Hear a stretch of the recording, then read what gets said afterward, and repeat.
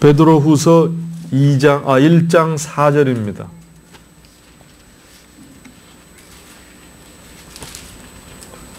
베드로후서 1장 4절.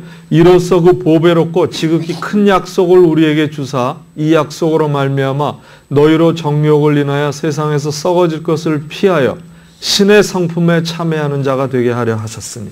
할렐루야. 여러분, 신의 성품에 참여하는 자가 되었습니다. 할렐루야. 예수 믿는다는 걸 이처럼 고귀한 거예요. 하나님의 성품에 우리가 같이 동참하게 됐습니다. 얼마나 고귀한 사람입니다. 죽었던 사람이 생명이 되어서 이제는 하나님과 화목하고 하나님의 성품에까지 우리가 참여할 수 있도록 하나님이 이끌어 주신다는 거예요. 그러면 여러분, 우리가 기다려야만 됩니까?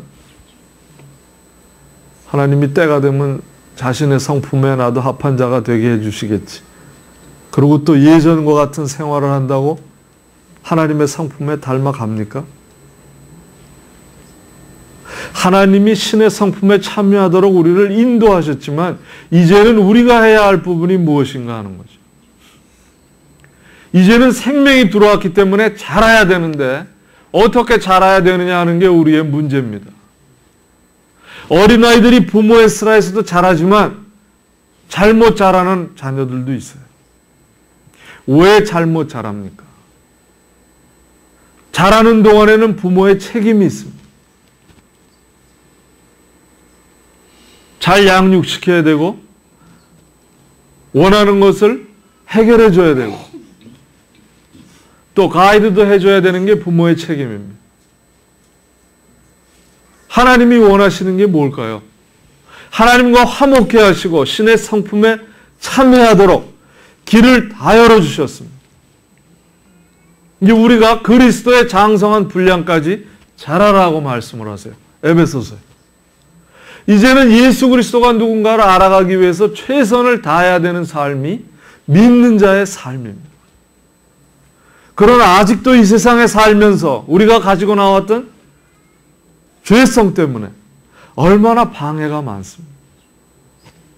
그것을 위해서 싸우기 위해서 성령을 주셨고 성령에 의존하며 나의 육신의 소욕과 성령의 소욕 가운데 하루를 살아가면서 어느 소욕을 더 키워야 내가 만족한 삶을 살 수 있을까?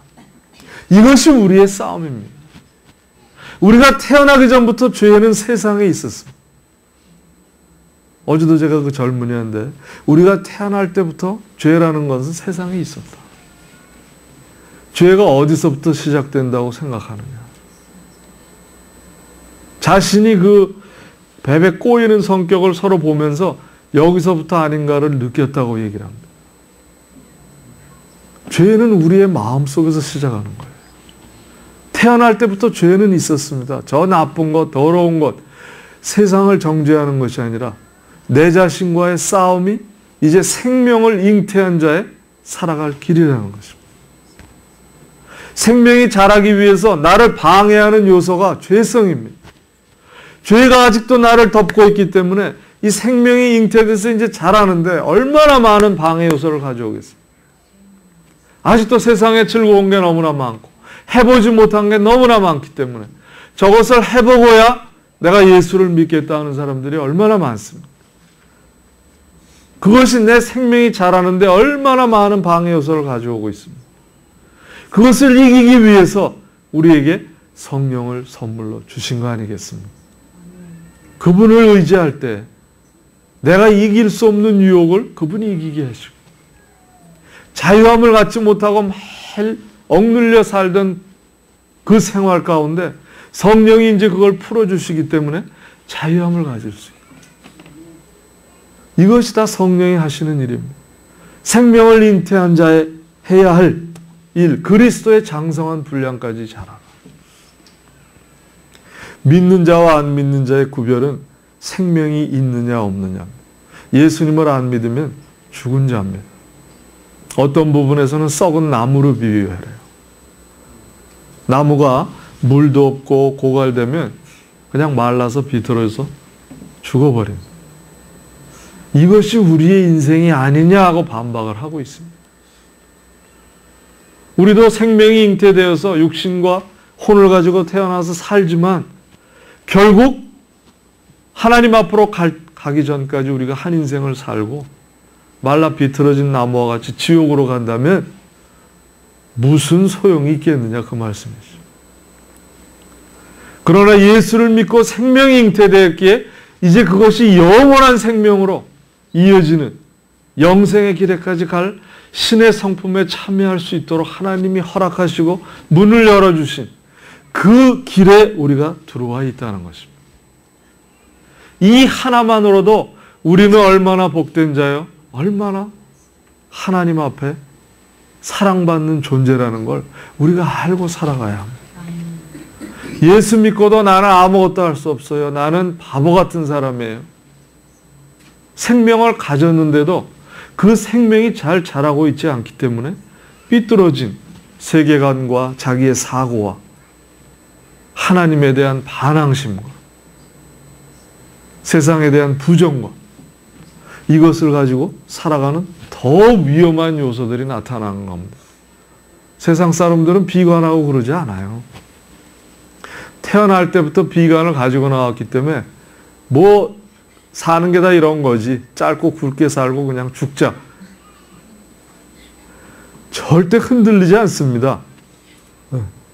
뭐 한 세상 어차피 살고 가는 건데 멋지게 살자.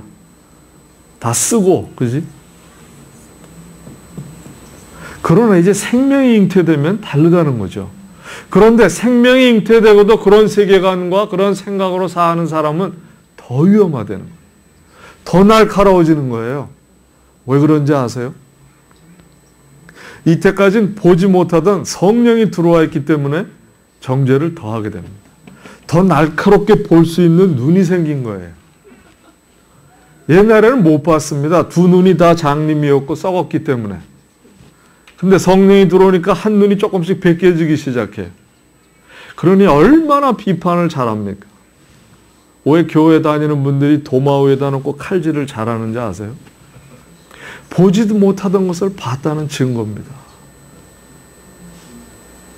그러면 자신이 믿었다는 걸 인정을 해야 되는데 그 증거를 성령이 주시는데도 계속해서 도마질을 하고 다니는 사람이 있죠. 그런 사람은 더 특별한 보호와 인도하심이 필요하다는 겁니다.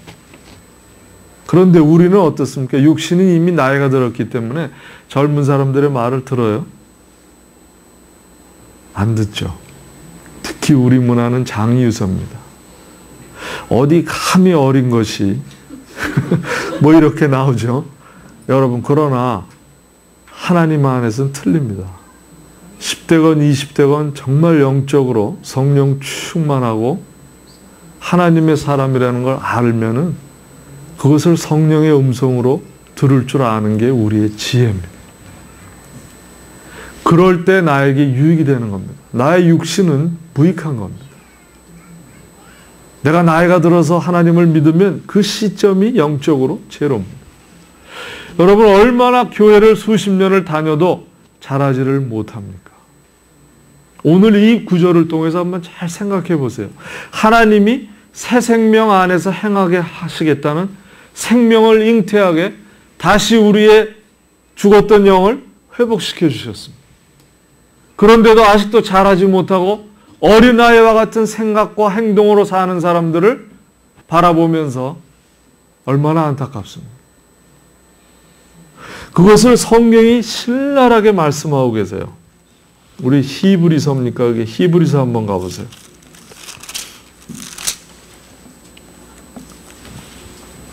히브리서 5장입니다. 여러분 제가 얘기하는 게 아니에요. 성경에 다 있습니다. 제 의견으로 말씀드리는 게 아니라 5장 12절입니다. 때가 오래므로 너희가 마땅히 선생이 될 터인데 너희가 다시 하나님의 말씀의 초보가 무엇인지 누구에게 가르침을 받아야 할 것이니 젖이나 먹고 단단한 식물을 못 먹을 자가